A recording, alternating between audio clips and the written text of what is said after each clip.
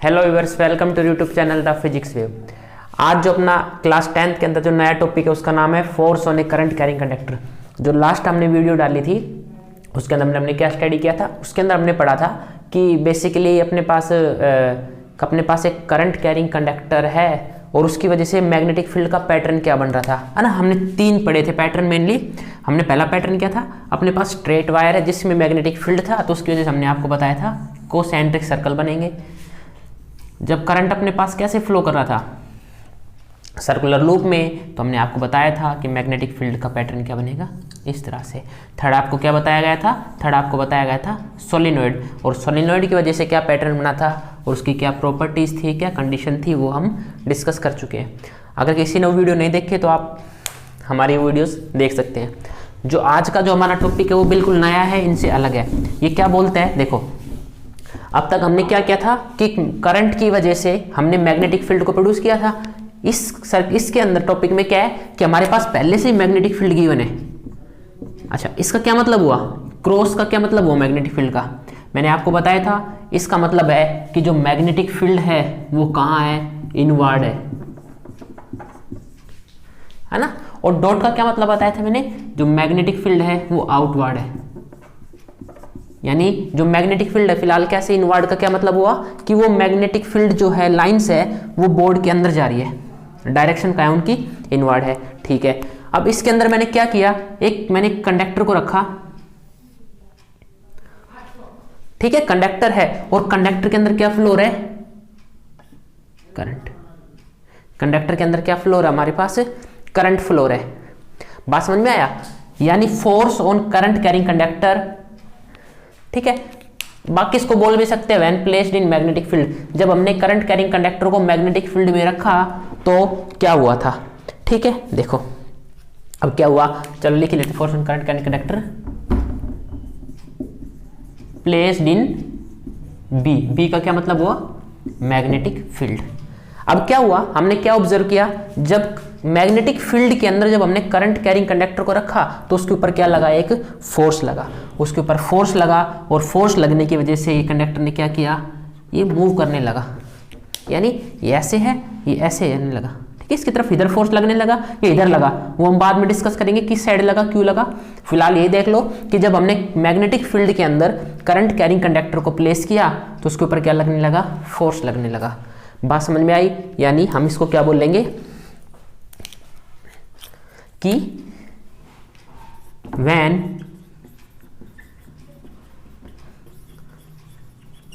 current carrying conductor placed in magnetic field, तो then it experienced force। वो क्या experience करता है, वो फोर्स को एक्सपीरियंस कर रहा है, वो हिलने लगा, एक तरह से उसमें क्या आ गया, मोशन प्रोड्यूस हो गया, है ना। फोर्स लगेगा तो मोशन प्रोड्यूस होगा उसके अंदर, मोशन प्रोड्यूस्ड इन इट, ये अपने पास ये बोलते हैं। अच्छा, अब तुम बोलोगे कि सर फोर्स किस साइड लगा, है ना, इधर जाएगा, इधर जाएगा, बाहर आएगा, अंदर जाएगा। तो जो इसके ऊपर जो फोर्स लगा, जो फोर्स है वो नंबर 1 परपेंडिकुलर होगा किसके, डायरेक्शन ऑफ करंट के। किसके परपेंडिकुलर है, डायरेक्शन ऑफ करंट के। मतलब करंट इधर है तो वो नीचे नहीं जाएगा, इसके परपेंडिकुलर रहेगा। इसके परपेंडिकुलर क्या हो सकता है, या तो इधर होगा या फिर अंदर होगा या फिर बाहर होगा। बात समझ रहे हो, इसका परपेंडिकुलर का क्या मतलब हुआ, ये अगर नीचे जा रहा तो परपेंडिकुलर क्या, ये परपेंडिकुलर थोड़ा ना हुआ। परपेंडिकुलर कैसे होता है, एक्स वाई जेड। अगर हम 3 एक्सिस की बात करें, X axis, Y axis, Z axis, तो अगर जेड एक्सिस के लॉन्ग जा रहा है करंट, तो जो फोर्स लगेगा वो या तो वाई के लॉन्ग लगेगा, वो एक्स के लॉन्ग लगेगा, जेड के लॉन्ग तो नहीं लगेगा। Number 2, perpendicular direction of magnetic field, वो मैग्नेटिक फील्ड के भी परपेंडिकुलर रहेगा। यानी मैग्नेटिक फील्ड कहां जा रहा है, -x डायरेक्शन में, अंदर जा रहा है ब्लैक बोर्ड के अंदर। बाहर कौन सा एक्सिस होता, इसके अकॉर्डिंग x एक्सिस, राइट। किस तरह से, देखो ऐसे, मान लो ये जेड एक्सिस हो गया, ये वाई एक्सिस हो गया और ये अपने पास एक्स एक्सिस हो गया। मैग्नेटिक फील्ड अंदर है, एक्स का मतलब कि अंदर, यानी कि इनसाइड -x है मैग्नेटिक फील्ड। परपेंडिकुलर भी होगा, तो इसका क्या मतलब हुआ कि ना तो वो z में हो सकता, ना ही वो x में होगा, तो वो किधर जाएगा, वो y में जाएगा। या तो वो प्लस y में जाए या फिर वो माइनस y में जाए, वो अलग बात है, लेकिन क्या रहेगा, वो हमेशा perpendicular both current and magnetic field. जिधर करंट और मैग्नेटिक फील्ड है उन दोनों की डायरेक्शन में वो नहीं जाएगा। ठीक है, ये बात समझ में आया, ये अपने पास आ गया बेसिक। अगर अब हम बात करें एनटीएससी की, बस इसमें इतना ही है, करंट लगेगा उसके ऊपर और वो करंट इधर उधर जाएगा। वो जो फोर्स, अब सीधी सी बात है, कौन सा फोर्स बचा, कौन सी डायरेक्शन बची इन दोनों के परपेंडिकुलर, इधर उधर। भाई मैग्नेटिक फील्ड अंदर है, करंट नीचे, तो डायरेक्शन क्या है, इधर उधर है। अगर अब हम बात करें एनटीएससी की, तो एनटीएससी में भी बस यही है, बाकी थोड़ा सा डिटेल इसमें पूछ लेते हैं। वो क्या पूछ लेंगे, वो जैसे फॉर्मूला पूछ लेंगे, क्योंकि फॉर्मूला जो है वो 10th लेवल तक नहीं आता, ये फॉर्मूला जो सारा है ये 12th क्लास का है। ठीक है, और एनटीएससी तो मैं बार बार बोलता हूँ, जो एनटीएससी होती है वो क्या होता है, वो प्री जेई होता है, उसको प्री जेई बोलते हैं। ठीक है, तो देखो क्या है, जो फोर्स इसके ऊपर लगेगा उस फोर्स का फॉर्मूला क्या होगा, उसका फॉर्मूला होगा I L B sine theta. Always remembered, इसको याद रखना है, इसको लिख लेना। फोर्स कितना लगेगा, F equal to I L B sine theta. I क्या है यहां पे, current flowing in the wire. L क्या है, length of the wire inside magnetic field, जितनी वो मैग्नेटिक फील्ड के अंदर है। बी क्या है, मैग्नेटिक फील्ड। और ये थीटा क्या है भाई, थीटा क्या है, angle between current and magnetic field, कि करंट किधर जा रहा है और मैग्नेटिक फील्ड किधर है, उन दोनों के बीच का क्या है, एंगल है। इस बात को हमेशा याद रखना। ठीक है, अब यहां से हमें पहली बात क्या पता चला, number 1, if theta is equal to 0, अगर अपने पास थीटा 0 हुआ, थीटा 0 होने का क्या मतलब हुआ, अगर अपने पास मैग्नेटिक फील्ड क्या है, इधर है, सॉरी मैग्नेटिक फील्ड का अपने पास इधर अपने पास मैग्नेटिक फील्ड है। ठीक है, एक्स एक्सिस मान लो इसको, आपकी मर्जी है, आप कैसे कर लो, तो एक्स वाई और ये बात जेड है, तो एक्स एक्सिस में क्या अपने पास मैग्नेटिक फील्ड है। अच्छा जी, अगर कंडक्टर को भी मैंने ऐसे रख दिया और करंट कैसे जाए, ऐसे जाए ऐसे जाए, बात एक ही है। ठीक है, आप बोल दो कि if cos theta is equal to 0 हो या फिर अपने पास क्या हो 180 हो, तो आपकी बार कंडक्टर ऐसे रखा हुआ है, एंगल कितना हो गया बता सकता है कोई, करंट और मैग्नेटिक फील्ड के बीच में। भाई करंट मैग्नेटिक फील्ड भी इधर है, मैग्नेटिक फील्ड किधर है, इधर है, और करंट भी कहाँ है, इधर ही है, तो एंगल कितना हुआ दोनों के बीच में 0। मैग्नेटिक फील्ड इधर है लेकिन करंट इधर है, अब एंगल कितना हो गया 180, एंटी पैरेलल हो गए। उस केस के अंदर हमें पता है क्या, साइन 0 कितना होता है 0, तो फोर्स कितना लगा 0, मतलब कि मिनिमम फोर्स। तो ये क्वेश्चन पूछ भी लेते हैं, कब लगेगा minimum force, when current carrying conductor is parallel to the magnetic field or anti-parallel to the magnetic field, or we can say that when theta 0 and theta 180, then the force act on a current carrying conductor will be 0 and that is minimum force। समझ में आया। अच्छा, और number 2 की बात करें, if theta अपने पास कितना हो जाएगा 90 होने का क्या मतलब हुआ, इधर आपका मैग्नेटिक फील्ड है ये, और कंडक्टर कैसे रखा हुआ है ऐसे, करंट कैसे जा रहा है भाई, ऐसे जाए परपेंडिकुलर होगा। इस केस के अंदर साइन 90 कितना होता है 1 होता है, तो अपने पास जो फोर्स लगेगा वो कितना लगेगा ILB, that is maximum force, क्योंकि 1 मैक्सिमम, साइन थीटा मैक्सिमम कब होता है 1, जो साइन थीटा कहाँ से कहाँ वेरी करते हैं, 0 से 1। तो मिनिमम कब हुआ, जब साइन 0 हुआ, मैक्सिमम कब हुआ, जब ये परपेंडिकुलर हुआ। तो when a current carrying conductor is placed perpendicularly in the magnetic field then the force experienced by the current carrying conductor will be maximum, that is ILB, where I be the current flowing through it, B the given magnetic field, L length of the conductor inside the magnetic field। ठीक है, तो ये अपने पास इसका important है। अच्छा जी, अगर मैं कंडक्टर को पैरेलल है उससे मैं इसको बढ़ा रहा हूं, परपेंडिकुलर की तरफ लेके जा रहा हूं, तो मैग्नेटिक फील्ड इसके ऊपर फोर्स बढ़ेगा घटेगा, इसके ऊपर फोर्स क्या होगा, इंक्रीज होगा। अगर मैं इसको डिक्रीज कर रहा हूं तो क्या हो जाएगा, फोर्स भी क्या हो जाएगा, डिक्रीज, मिनिमम की तरफ बढ़ेगा। ये अपने पास क्या है, force on A current carrying conductor placed in magnetic field. ठीक है, ये अपने NTSC लेवल है, मैंने आपको फिर से बोला ये अपने पास, हम इसको NTSC के लिए यूज़ करेंगे, इसको बोर्ड के एग्जाम्स में इसका यूज़ नहीं है कहीं पे भी। ठीक है, स्पेशली स्टेट बोर्ड में तो बिल्कुल ही नहीं है। ये CBSE वाले थोड़ा बहुत इसके ऊपर देख ले, बाकी नहीं है CBSE में भी, ये सिर्फ NTSC के लिए। ठीक है बच्चों। अच्छा, अब अपने पास हो गया ये force on current carrying conductor. इसके बाद एक छोटा सा टॉपिक और है, वही है ये आपके बोर्ड एग्जाम का नहीं है, ये फिर से थोड़ा सा NTSC लेवल हो गया। देखो कैसे इंपॉर्टेंट है, इंटरेस्टिंग है, मजे आते हैं पढ़ने में। देखो कैसे है ना, फिजिक्स तो चीज़ ही ऐसी है। देखो आपकी इसके अंदर जो दूसरी बात है, इसके अंदर सब हेडिंग हम बोल देंगे क्या, कि चार्ज,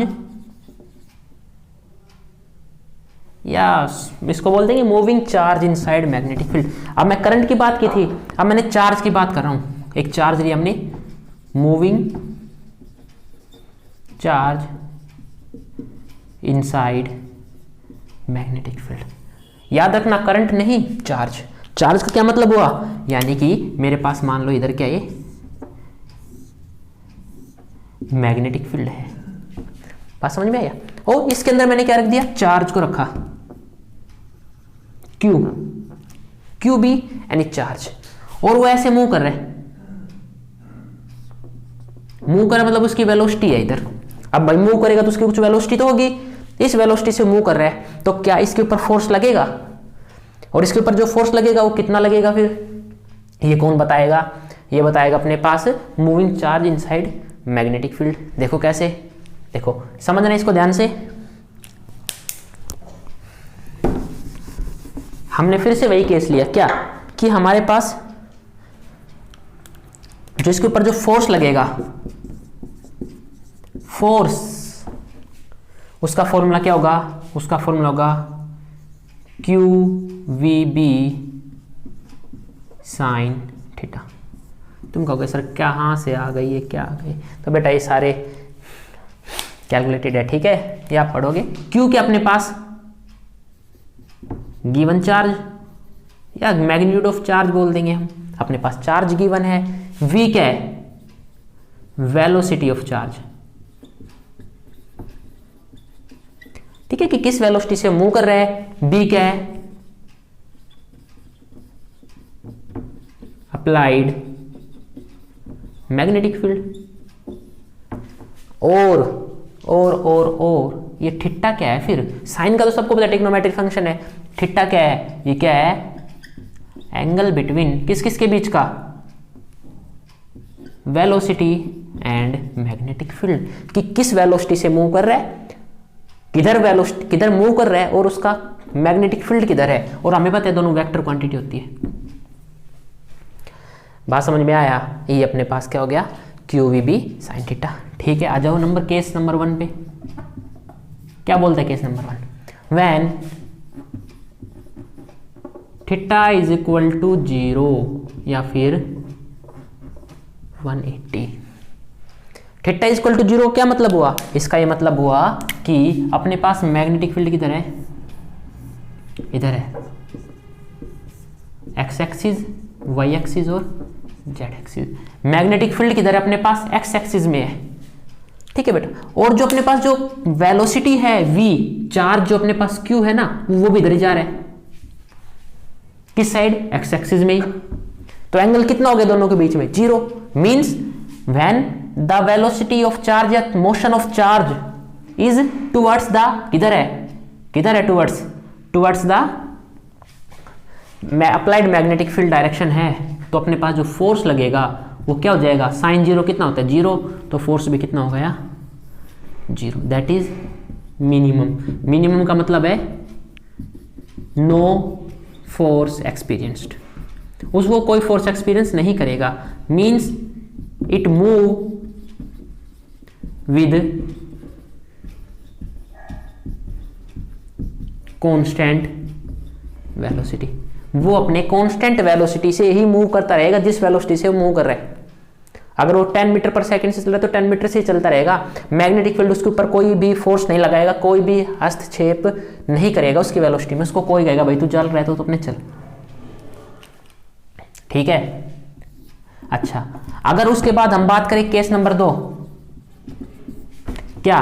व्हेन थीटा कितना हो जाए? 90। अब दिक्कत आ जाएगी, थीटा कितना हो गया?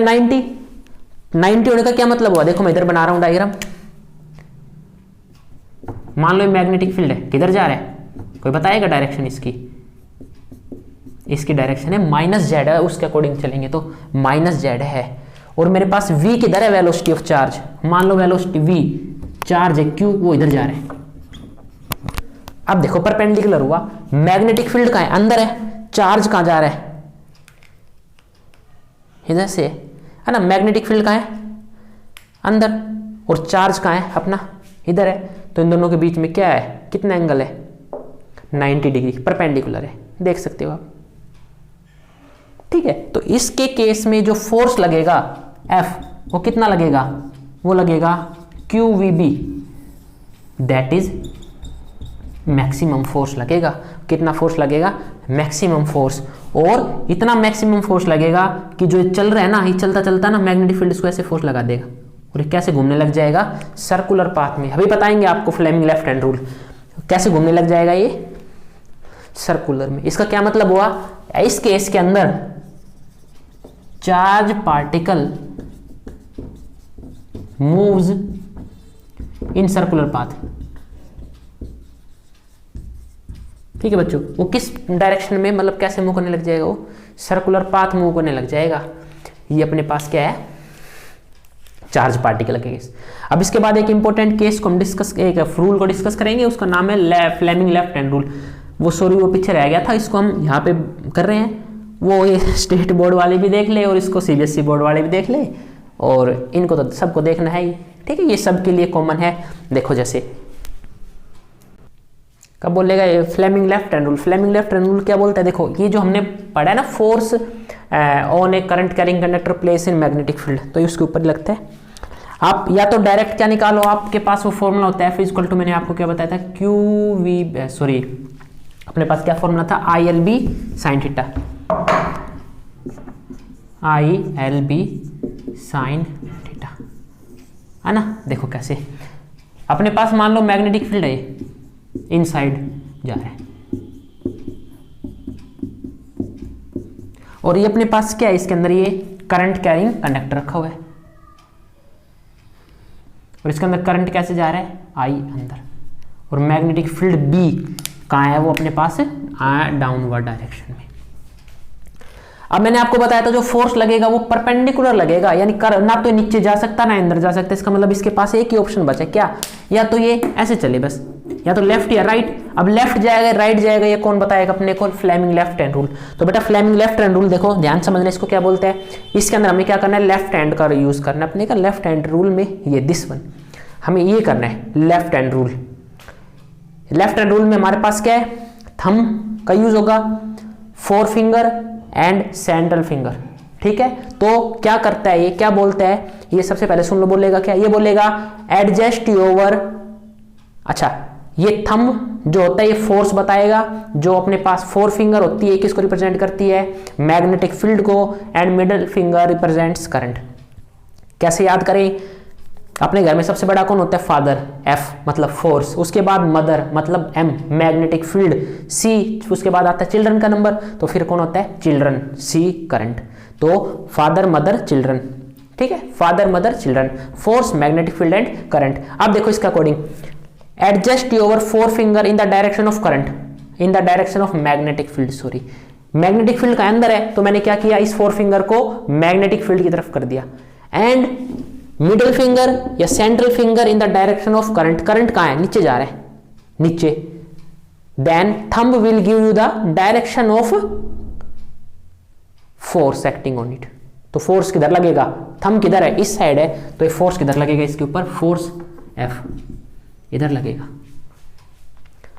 बात समझ में आई, बात समझ में आई, मतलब कि जो अपने पास सेंट्रल फिंगर है वो क्या रिप्रेजेंट करेगी, करंट को। जो अपने पास फोर फिंगर है वो किसको करेगी, मैग्नेटिक फील्ड को। तो उसके बाद जो अपना थंब रहेगा वो क्या बताएगा, फोर्स की डायरेक्शन या फिर motion of direction, direction of, ठीक है, ठीक है, फोर्स या फिर मोशन बताएगा। तो इसकी डेफिनेशन क्या हो गई, इसकी डेफिनेशन हो गई होल्ड ओवर, चलो मैं लिखवा देता हूँ आपको इसकी डेफिनेशन, क्योंकि पूछ लेते हैं और इंपॉर्टेंट होती है। तो देख लो इसकी क्या बोलते हैं, ये बेसिक डेफिनेशन है बिल्कुल। ये बोलते हैं कि hold your four finger in the direction of magnetic field and